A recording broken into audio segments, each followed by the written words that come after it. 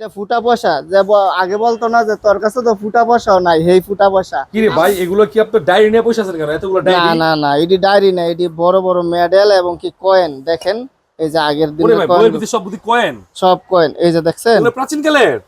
আগের অনেক আগের, এই যে 1837 লেখা, বিভিন্ন কোয়ালিটির ইয়া আছে।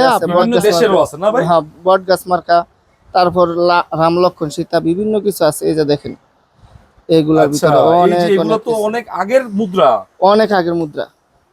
চাইলেই আপনার কাছ থেকে নিতে পারবে না? হ্যাঁ, চাইলেই নিতে পারবে।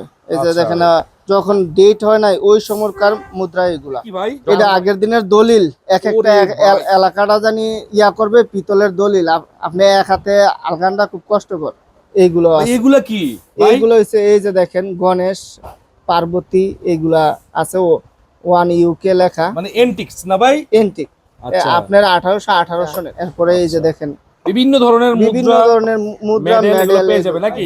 এইগুলা কয়েন, এইগুলো মুদ্রা। এই যে আচ্ছা। দেখেন এইগুলো মুদ্রা। এগুলো আবার, এগুলো তো অনেক আগের মনে হয় ভাই। অনেক আগের, যেই সময় ডেট না হয়েছে ওই সময়। এই যে ইন্ডিয়ান, বাংলাদেশি, পাকিস্তান, এইটার ভিতরে শুধু এইটি আছে। ঠিক আছে, তিনটা দেশের।